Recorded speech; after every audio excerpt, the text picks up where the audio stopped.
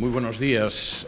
Yo, en primer lugar, tengo que darles las gracias por la gentilísima invitación para participar en este encuentro que patrocina el Foro de Promoción Democrática Continental. Para mí es un honor y un privilegio estar aquí esta mañana y, sobre todo, abordar un tema tan interesante como el del diálogo político. Por supuesto, en los minutos de los que dispongo, forzosamente voy a tener que hacer un vuelo de pájaros sobre el tema.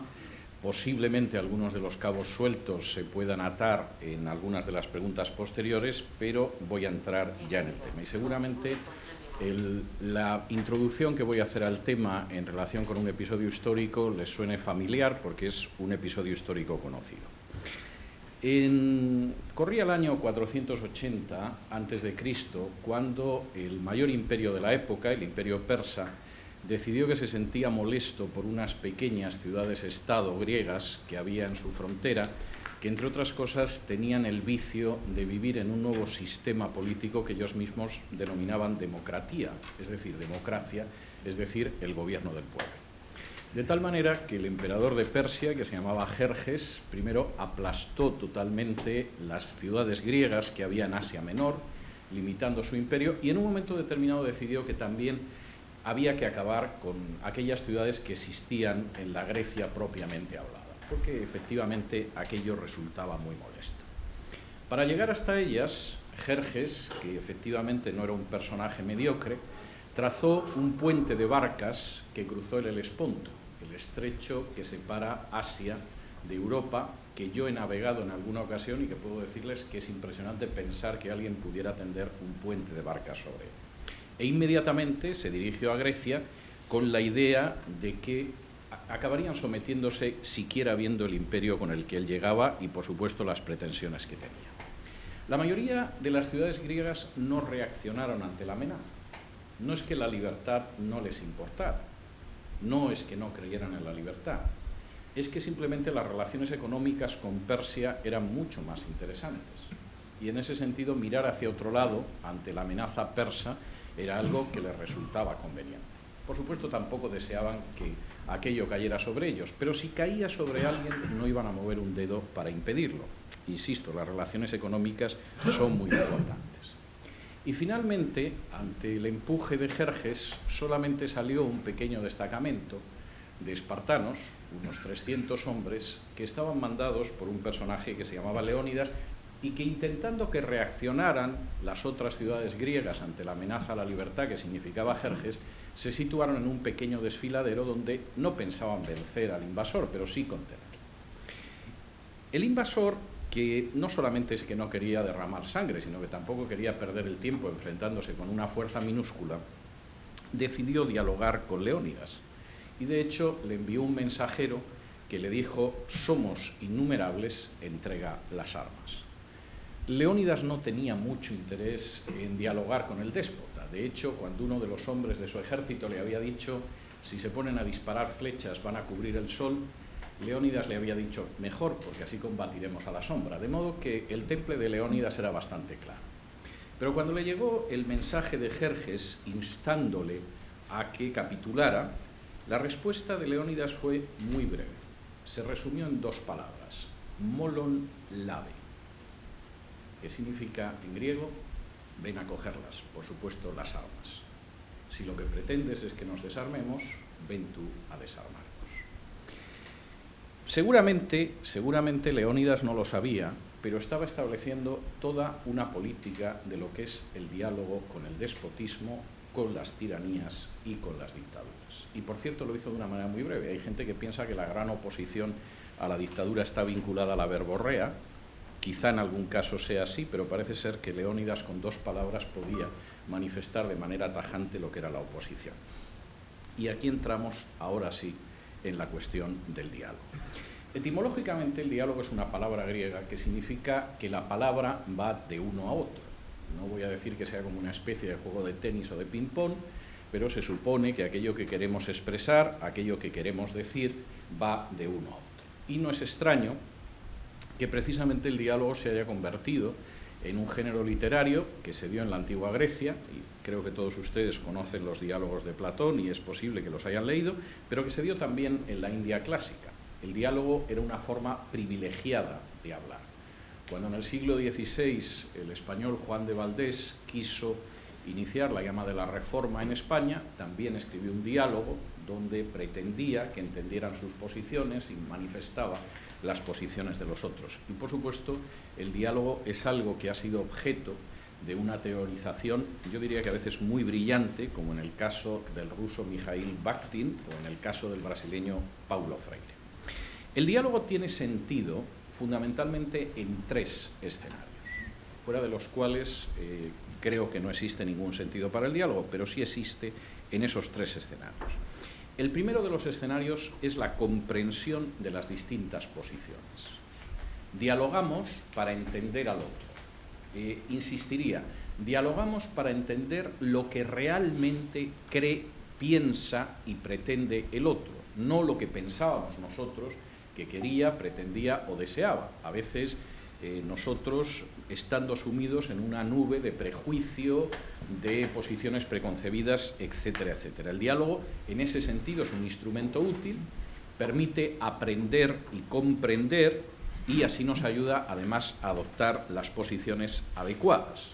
Es más, negarse a ese tipo de diálogo, el diálogo que pretende comprender exactamente cuál es la posición del otro, puede causar daños precisamente a la persona que se rehúsa a ello.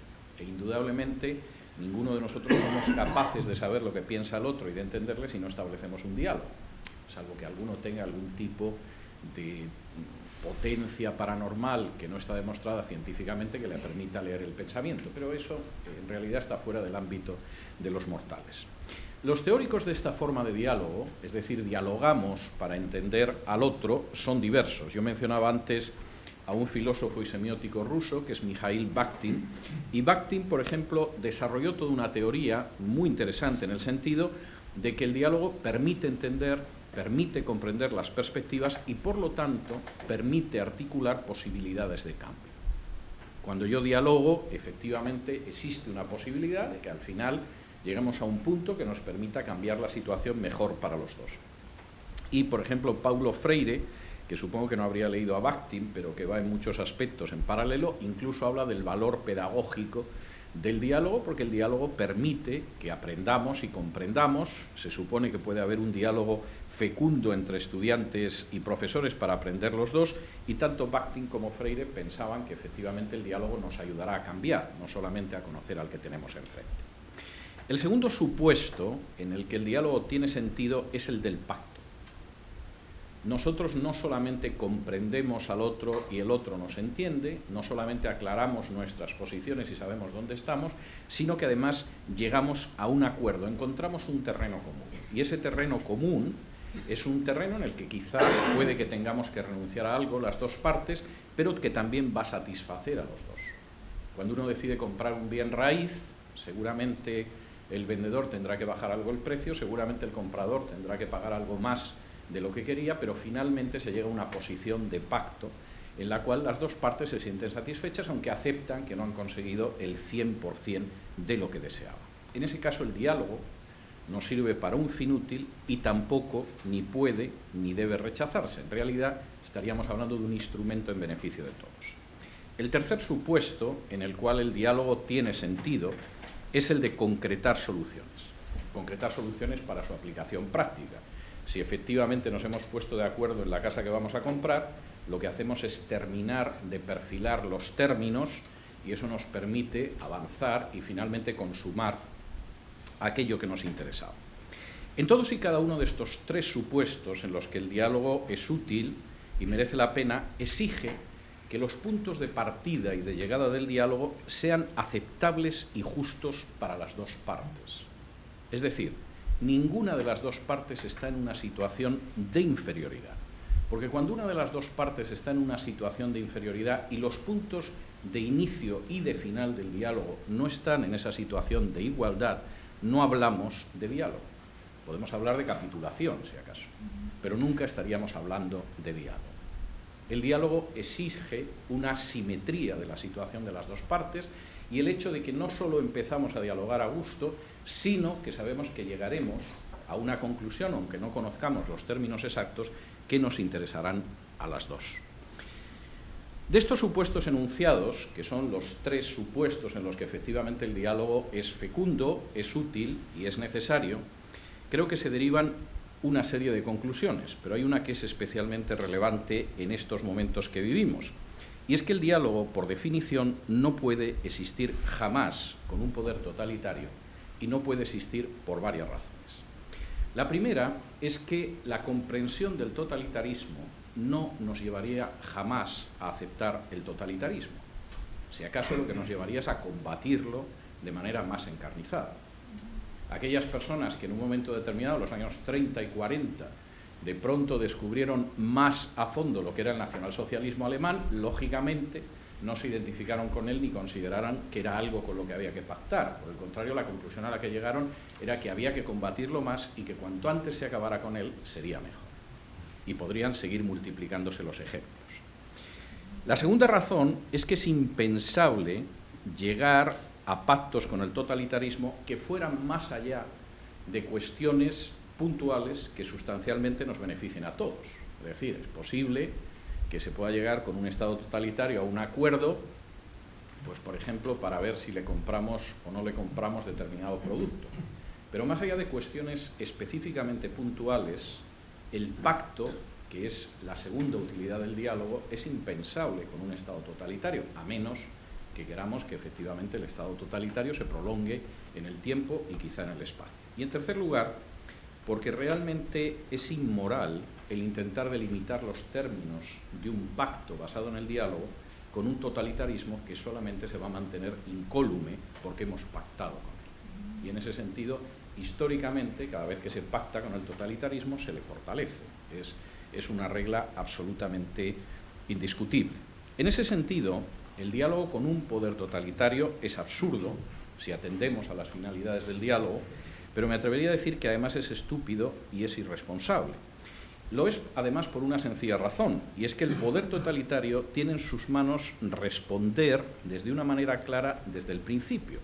Bastaría con que abandone sus posiciones liberticidas, se disuelva y devuelva la libertad a los ciudadanos.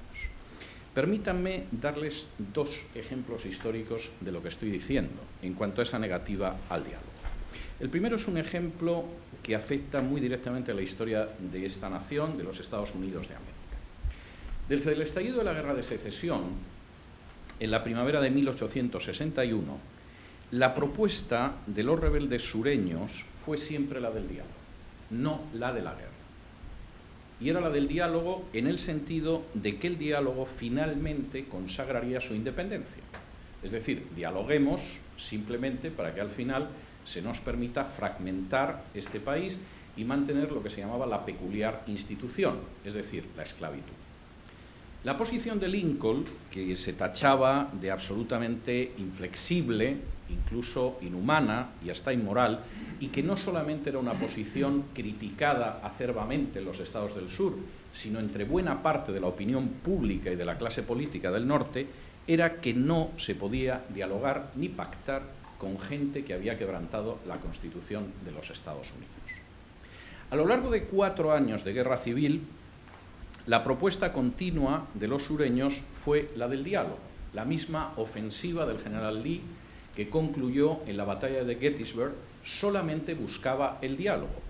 Las órdenes de Lee eran encontrarse con el ejército de la Unión, infligirle una derrota y obligar a sentarse en la mesa de negociaciones a la Unión. Quizá con el respaldo de que una gran victoria militar permitiría que la Confederación fuera reconocida por poderes internacionales como Francia o Gran Bretaña. Como todos ustedes saben, la batalla de Gettysburg no concluyó con un triunfo sureño. La única potencia, por denominarlo de alguna manera, el único Estado que reconoció a la Confederación fue la Santa Sede y, por supuesto, a medida que fue avanzando la guerra después de la derrota de Gettysburg, la posibilidad de diálogo era mínima. Esa posibilidad de diálogo siguió continuando hasta apenas unos días antes de la capitulación del sur. Y la respuesta de Lincoln fue siempre la misma. La he estudiado además en un par de libros míos.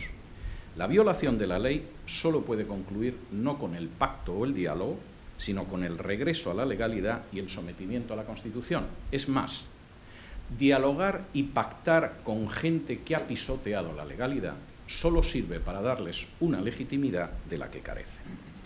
Los rebeldes no eran una nación distinta, eran aquellos que habían quebrantado la legalidad y, por lo tanto, solo cabía que se sometieran a esa legalidad. El segundo ejemplo que voy a indicarles es todavía más obvio si cabe y roza también la historia norteamericana.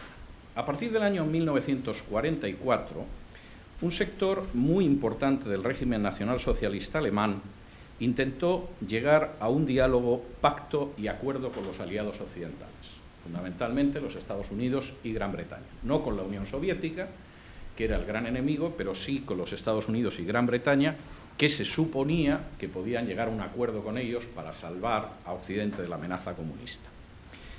Las democracias fueron tajantes ante esa posibilidad de diálogo, y era de una manera muy clara.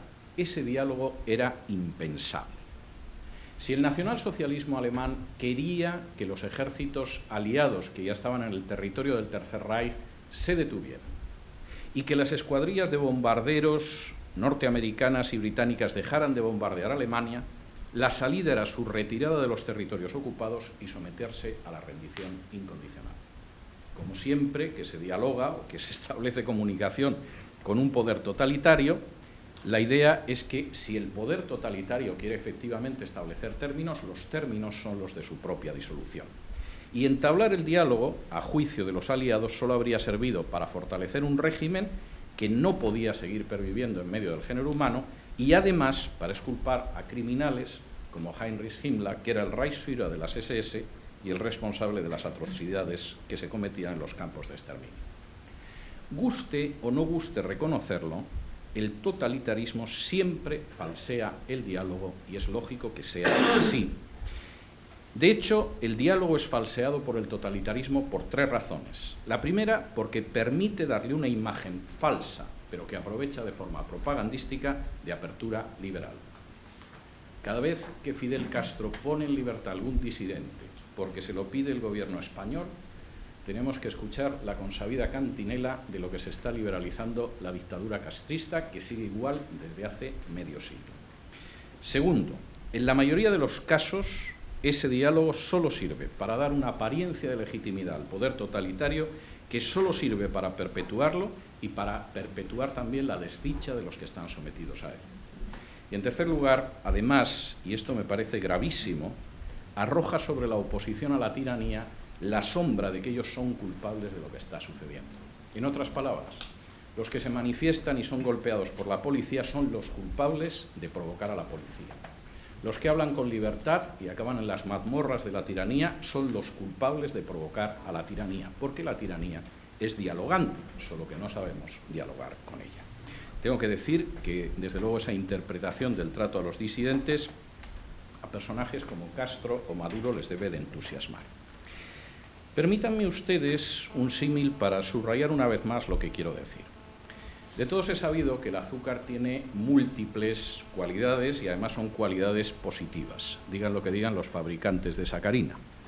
Sin embargo, a pesar de las cualidades positivas que tiene el azúcar, nadie consideraría que es sensato frotarse los dientes con azúcar porque eso va a contribuir a la salud mental.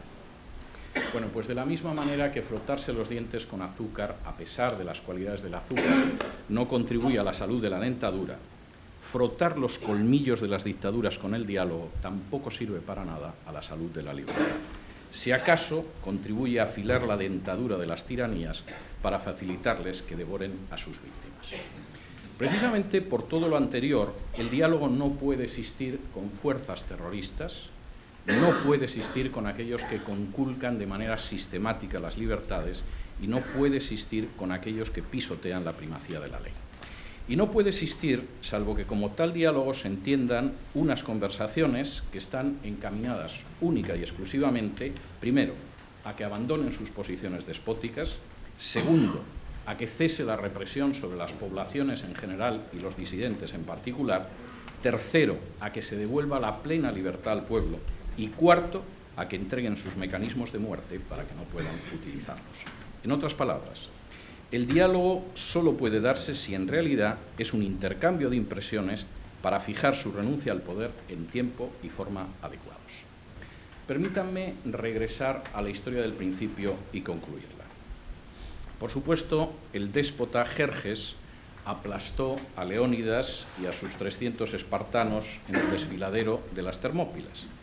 Pero lo que no podía saber es que aquella derrota fue el inicio también de la derrota de Jerjes. En realidad, Grecia se enfrentó al despotismo y consiguió vencerlo no muchas semanas después. Cuando el conflicto concluyó con la victoria de los griegos, que defendían la libertad frente a la tiranía, en las Termópilas se alzó un sencillo memorial que decía lo siguiente: viajero, ve a decir a los espartanos que los que aquí reposan cayeron en defensa de las leyes. En defensa de las leyes, lo que equivalía a decir en defensa de la libertad. Esa libertad que defendemos los que creemos que el diálogo, sin ningún género de dudas, es un instrumento extraordinario, pero no para tratar con déspotas. Con los tiranos no se dialoga. La única conducta que puede y debe tenerse hacia los tiranos es la de instarles a que capitulen, a que desarticulen sus mecanismos de opresión y a que devuelvan la libertad al pueblo. Muchas gracias.